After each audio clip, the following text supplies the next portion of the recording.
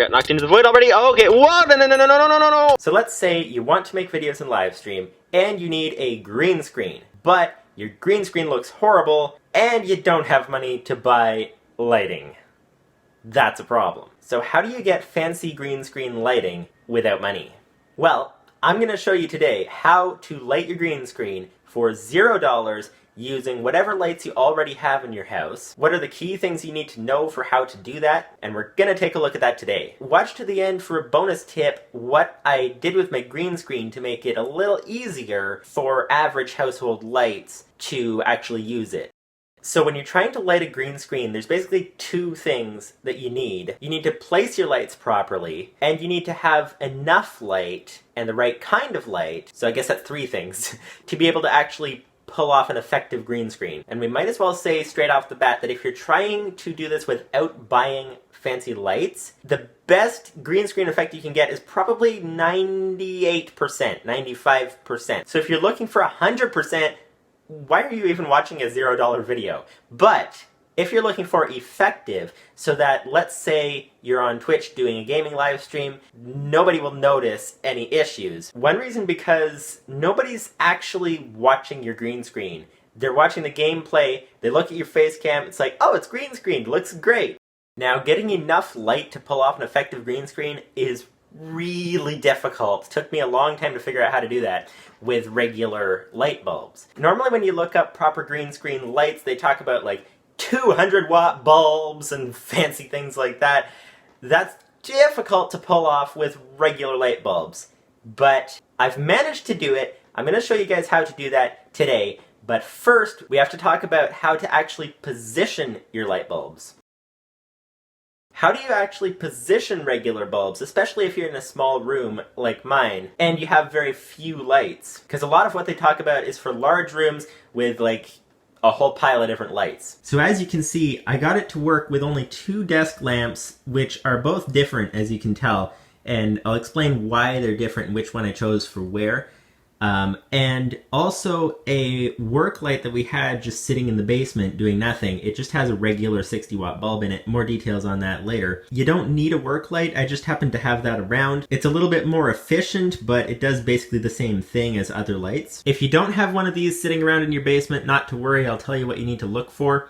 But as you can see, 4 lights, because that computer monitor actually is really bright and makes the image look better. As far as the positioning, some of these are being used for multiple purposes, and here's the idea. There's 2 main goals you're trying to accomplish. You want to light the green screen and light it evenly, and you want to light your subject. Ideally, you want to light them both separately, but with very few lights and in a small room like this, it's only about 2.5 meters from one end to the other, minus the desk. I've had to sort of double up purposes. So this light is the primary green screen light. As you can see, it lights up. It's the only one on right now.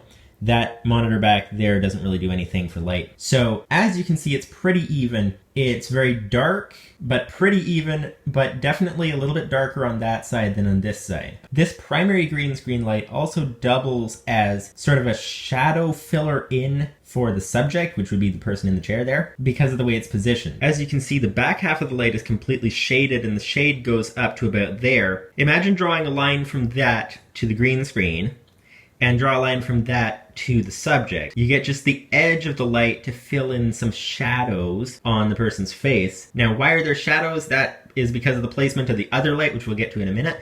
But as you can see, if you draw the line from there to the green screen, that actually goes behind the chair and everything. So the bulk of the light goes back there to light up the green screen, and a little bit of spill off the edge goes to fill in the shadows on the subject. That's not ideal. They say you want 2 separate lights for that, and as I understand it, that's because the edge of the person, the edge of your subject, gets a little bit of a green fuzz if you're using the same light for both, if I understood that right. But if you're trying to do this for $0 with very few lights, this can be a good way to do it. As you can see back there, completely behind the chair, and then just the edge of it to fill in shadows on the subject. But back to this angle, you can see the work light is off now.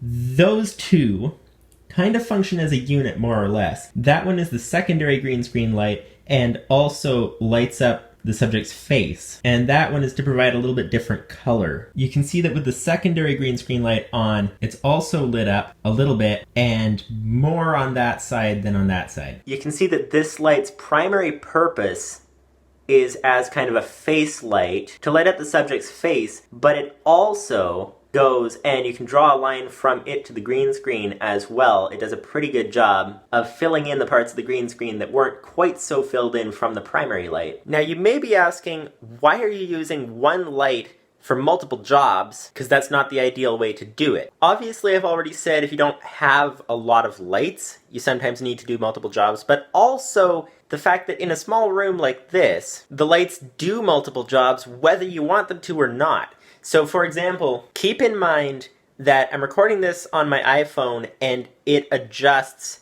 for light level, tries to make them look about the same. But as you can see, this is with the lights off.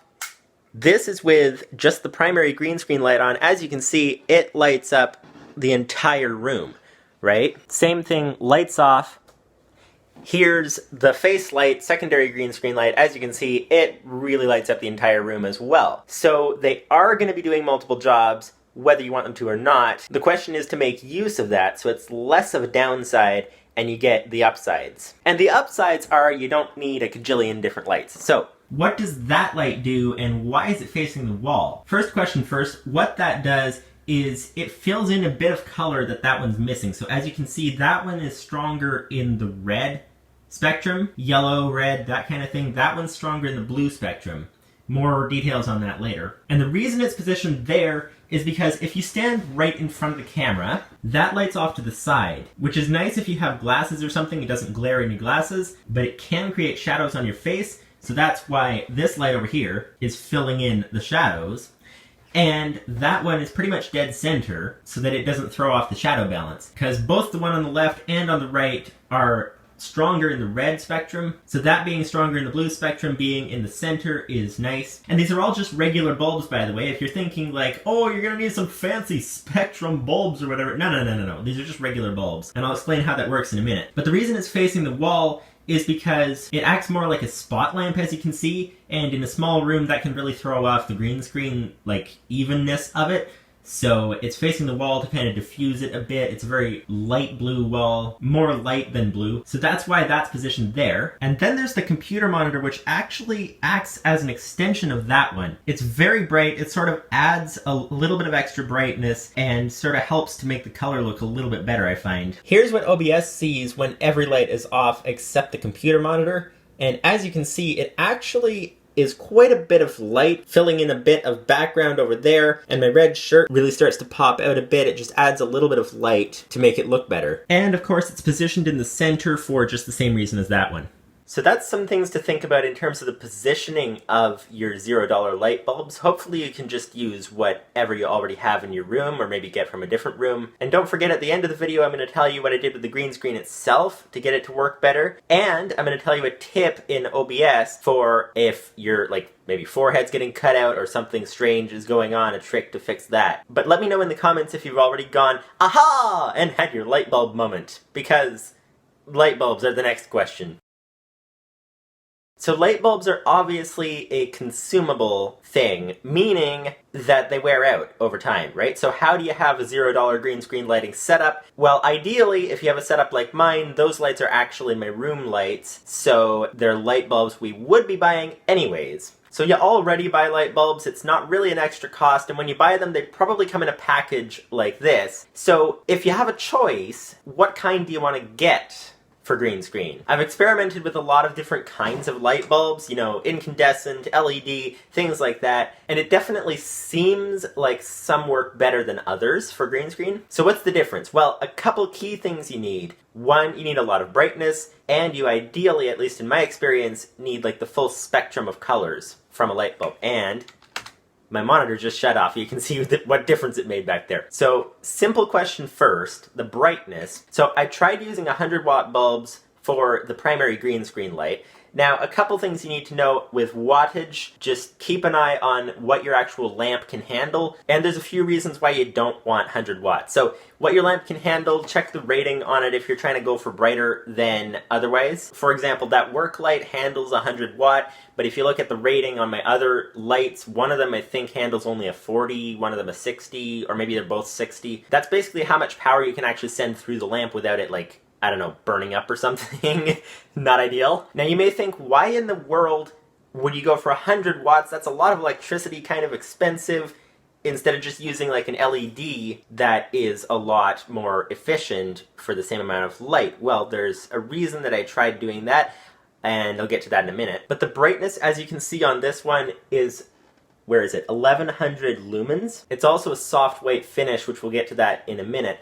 But 100 watts, in my experience, they burn out really fast, so forget about that. Green screen does seem to work better with a lot more lumens, though. That's why when the sun's up, I find it actually seems to work better than when it's not. The lumens tell you the brightness, the wattage tells you how much electricity, so that's kind of the measurement difference. Also, how bright it is and how bright it looks are not necessarily the same thing. For example, this bulb is what I had in the work light previously. It is 60 watts. The new one is 60 watts as well. They seem to last longer, but this was a lot stronger in the blue end of the spectrum compared to the new one. So if you're using it and looking around the room, this one appears to be brighter than the new one, but it's more because something to do with the science of blue light wakes you up more and red light doesn't, or something like how when the sun's up, it's like there's a lot more blue than when it's setting, it goes a lot more red.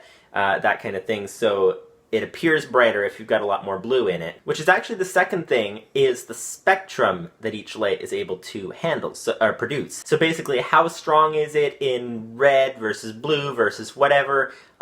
There's a link in the description to an article I found. It's actually talking about something else, but it does have in there spectrum comparison of all the different bulbs, LED, fluorescent, incandescent, different kinds of LED, different things like that. And sunlight. Sunlight, as far as my 2 years of testing seems to show, that seems to be the ideal. But the reason this is important is because actually, at one point, because you guys may be wondering why would you be running the more bulbs that use more power, like 60 watts and all that, when the LEDs are like 7? I tried using LEDs in the past, and as exclusively, and if I remember right, of course, other parts of the setup have changed, so my test is kind of inconclusive, so it's like, try it out for yourself if you want, but LEDs are very strong in the blue spectrum, and according to those graphs in the link in the description, it apparently is like weak or almost non-existent in the red spectrum. And I found that when I had exclusively LED bulbs, it seemed like the green screen had a lot more trouble differentiating the colors. Could just be my testing was flawed, but that seems to be the way it was. Incandescent, on the other hand, are very strong in the red end of the spectrum, and I think even into the infrared, which is why they get so hot. So my theory was combine a incandescent strong in the red spectrum and an LED strong in the blue spectrum together, and that should give you the full spectrum as close to sunlight as possible. So that's the theory that I'm going on, and it seems to work pretty well. As you saw before, I have that one bulb that's LED, and I have the other bulb that's incandescent to light up my face and seem to look better that way.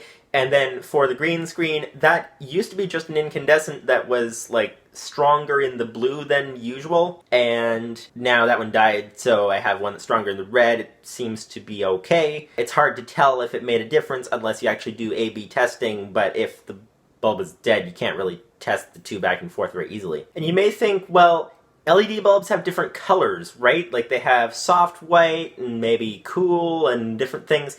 I've not verified if it's right or anything, but they apparently don't actually produce any more light. They just, to do a different type of LED, they kind of put a filter on that reduces the blue, so it kind of doesn't actually add any other spectrum. I've not tested fluorescent. You can try that if you want. It apparently has like 2 spikes on the spectrum and is missing the whole rest of it, but I don't know, maybe where the spikes are it might work well, I don't know, but yeah, anyways. Also, the computer monitor helps a bit because it's LED backlit, so it's very strong in the blue spectrum. But anyways, this is all getting into the very detailed, technical, all that kind of stuff, And as I said, my testing is inconclusive, so you might have pretty good results with different things, and if your camera is different as well, you might find it's not affected as much by the spectrum, or you might find that my testing was completely inconclusive and it doesn't matter at all what kind of bulb you use. Let me know actually in the comments if you get different results than me. But again, you're buying light bulbs anyways for your house, so might as well experiment if you have the opportunity to do so.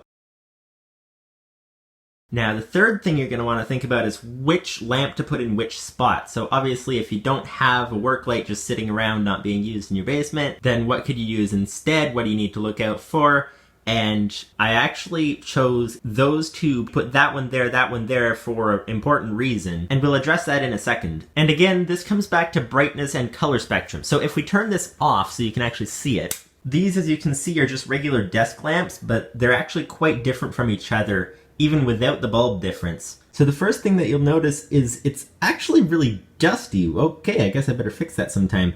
But the second thing you'll notice is it actually works as a very good spot lamp. So the way that the bulb is in there, it's kind of, I think the word is recessed inside there. So you basically don't get any light coming out except what comes out the front here.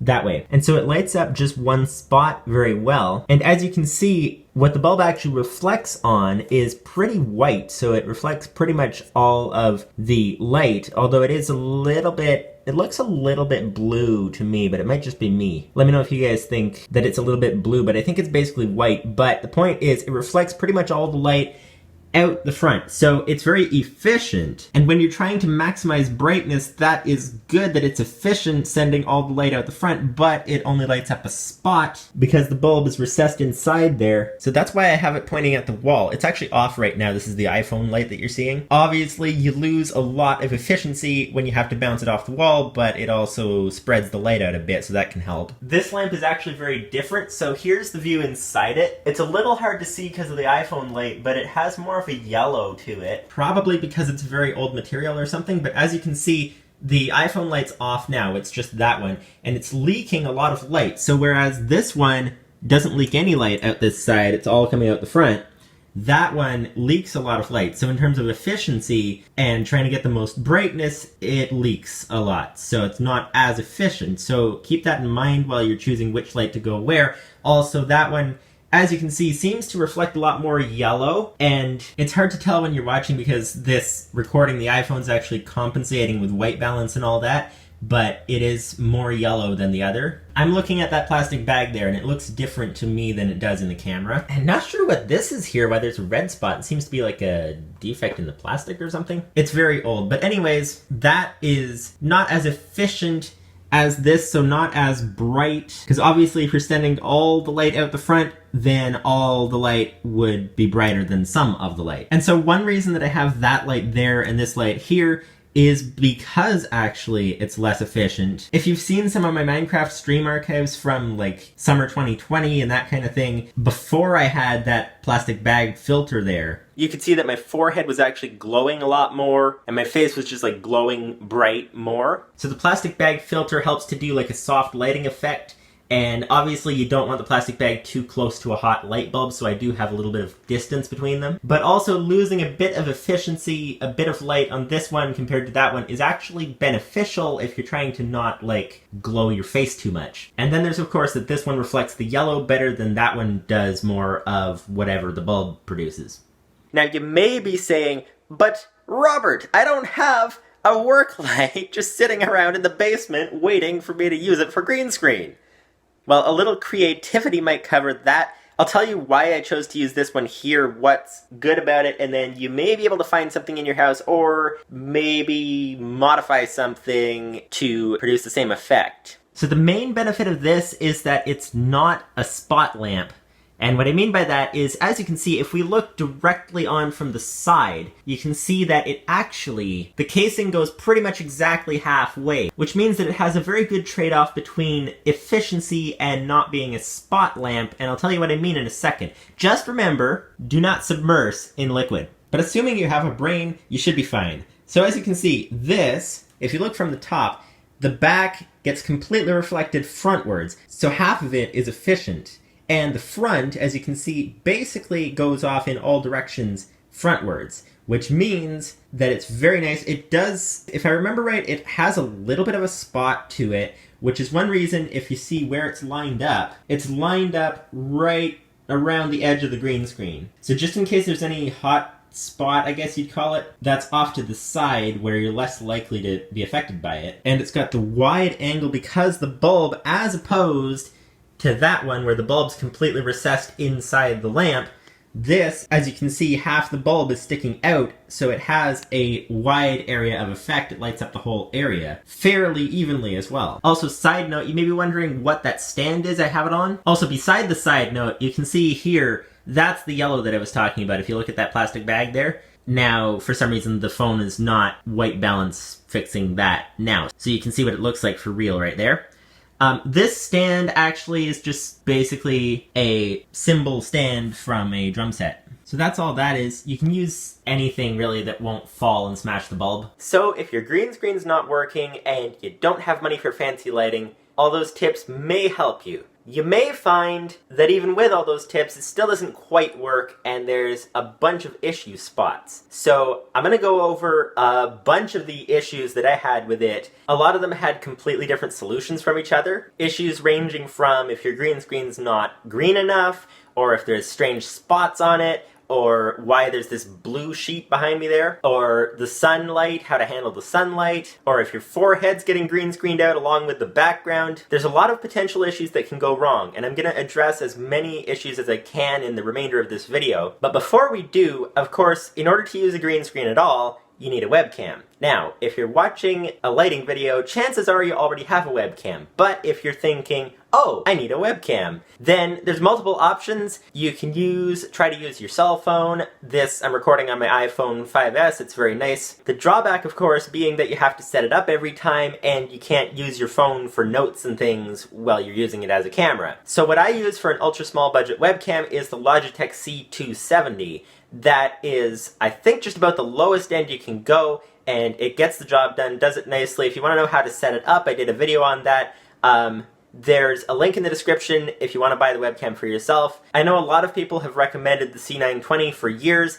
I've never tried it. I found it wasn't worth the extra price for me. I found the C270 did a perfectly adequate job. It's probably better in low light. I've never tried it, but because it's a bit more expensive, I'd assume it might be better with that, which may be a consideration with budget lighting. Both of them are linked in the description if you want to go buy either one. You see this kind of fuzzy flickery effect? Low light can kind of create that in any camera. Obviously, a $1,000 iPhone 10 would have a lot less of that than a budget camera, but I found the issue was minor enough to not be worth the extra cost. Now,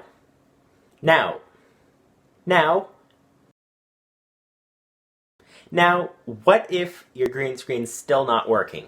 There's a bunch of things it could be, as I already said. We'll go through them one at a time. If you're getting splotchiness all over the green screen, it could be that the green screen itself isn't actually green enough. Now, if you saw the video that I made a while back on DIY green screen, it wasn't working yet, and I've actually improved it since then. There's been some changes. It may not look like it, aside from that blue thing over there, which we'll get to in a minute. That's a different problem. But I tried a couple things that you might find helpful. So this is just a tablecloth from the dollar store. It's just a green tablecloth, and it, if I can separate the layers, you can see is very thin. At the time of that video, I had it double layered, folded in half. I've actually quadruple layered it now, so bought 2 of them, and it works a lot better. Before I did that, though, you can see there's actually paper behind there, because the odd thing was, with it being thin, you could see the wall through it, just barely. I don't know if you guys noticed it on that old video, but you could barely see the wall. It is kind of a beige, so it actually works quite nicely, but you could see clearly the difference where the wall was, where the wall wasn't,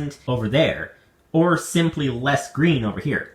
If we go down here, you can see if I remove 2 of the layers, you can actually see the edge of where the paper is and where it isn't. The more solid looking section is where the paper is behind it, and the more faded looking transparent green is where it isn't.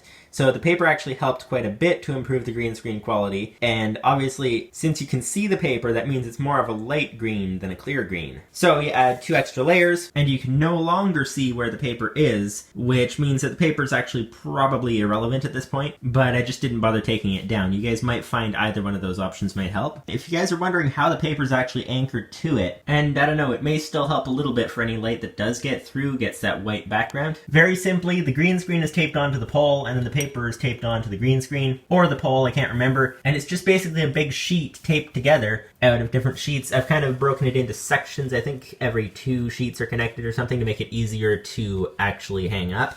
And these strings are just so these last 2 sheets kind of float around a little bit so that I can actually get into this chair over here and not demolish the whole setup when you're trying to get by. That's more if you have general trouble with it not filtering properly. If you have trouble in a specific area, there's a bunch of things it might be. For example, the obvious question, why is there a blue thing there? Everybody recommends, they say, don't put items right beside your green screen. Put them a few feet away because you'll get colors spilling over from different items to different items. Well, that's what happens here. So without that blue thing in the way, if you're very observant, assuming it comes across on camera, you'll notice that white shelf is slightly reflective, and the green of the screen reflects off of the white shelf. From this light here, the light kind of bounces around in that corner a little bit, and you can see that OBS picks that up a little bit, as well as a shadow over there coming from this light. So you can imagine that this edge of the green screen is really difficult to filter out. If you get your filter strong enough to filter out this part of the green with the shadow,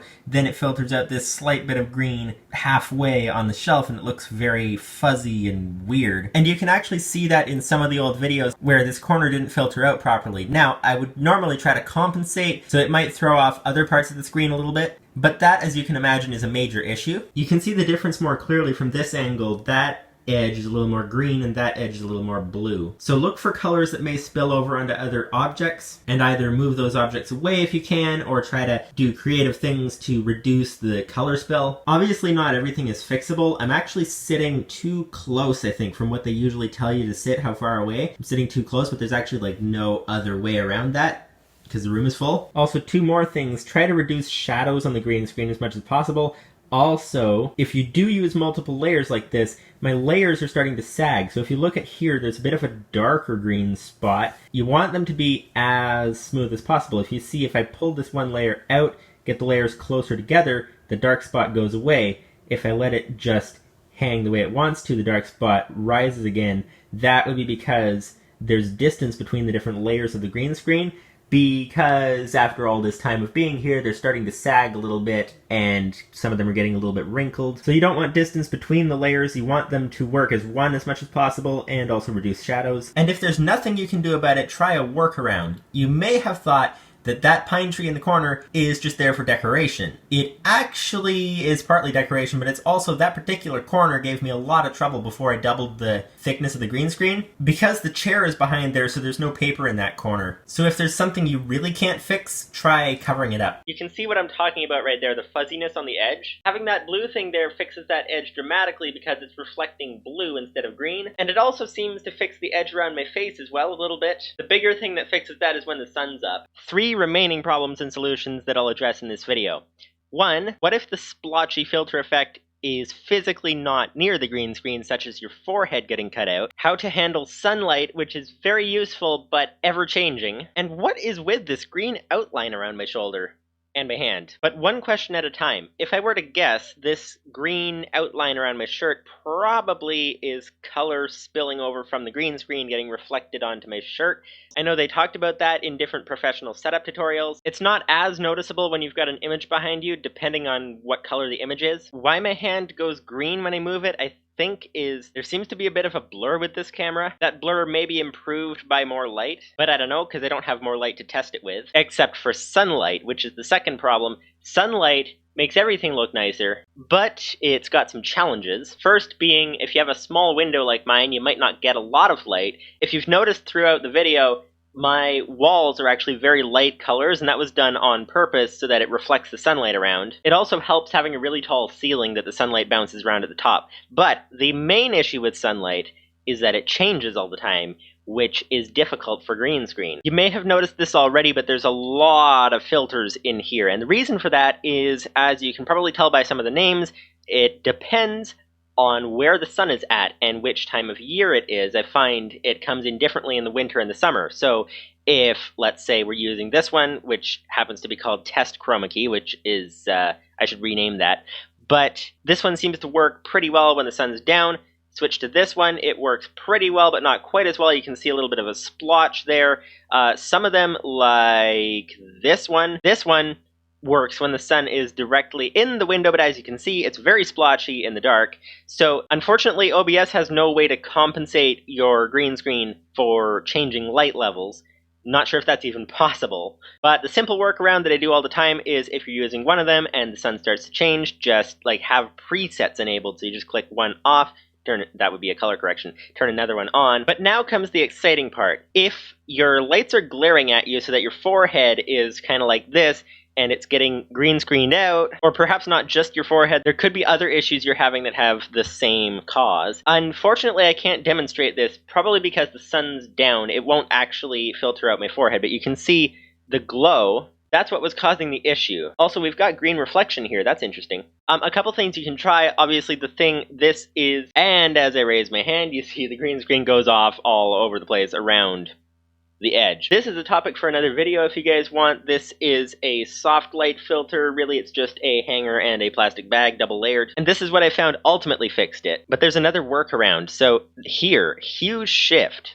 What this does, hue shift for green forehead, turn that on, and it changed the green. Let's see if I can turn this. You can see it changes the green just slightly. And I found that that just slightly was enough that when I had the issue with my forehead getting cut out, changing the green hue just a little bit actually made it stop cutting out my forehead and just do the background. Now, as you can see, obviously, I look very red right now, which is not ideal. So all you need to do, go here, and whatever your hue shift was, so this, in this case, is 18.21, so after your green screen effect, so shift it so that your green screen effect works properly, and then do a second hue shift, which is negative 18.21 in this case, so the reverse of whatever you had before. Turn that on, and as you can see, I look normal again. So that's a solution you can try if you're nervous about putting plastic bags close to a hot light bulb, which is a bit of a concern. And I'd recommend that actually if you need color correction just for correcting the color, that you do that later. Don't complicate this. So do your hue shift for the green screen if you need to, hue shift it reverse back to normal, a direct like negative of the value that you put in before, and then later on add an extra hue shift to make it look the way you want to. That just simplifies, so this is easier to set up because you're only doing one job at a time, one job up here and one job down here. So I think that's everything you guys need to know for fixing your green screen lighting on an ultra small budget. There's also your webcam settings, and the driver settings can make a really big difference as well. Specifically, you want to avoid automatic as much as possible so it doesn't keep throwing off your lighting. If you guys want to know how to do that with the Logitech webcam that I have, go ahead and check out my best settings video. It's a camera review and settings tutorial. If I missed something in this video that you're wondering, let me know in the comments. Any questions, any comments, and let me know any other videos that you'd like me to make as well. Side note, do you guys like it better without this soft light filter on? I find like I actually look brighter, but also there's that kind of glow on my forehead, so I don't know. What do you guys think about that? Two remaining things. Am I actually coming through properly? Yes, I am. Okay. Three remaining problems that I'll address in this video. Three remaining problems I'll address in this video. Three remaining problems. How to handle sunlight. How to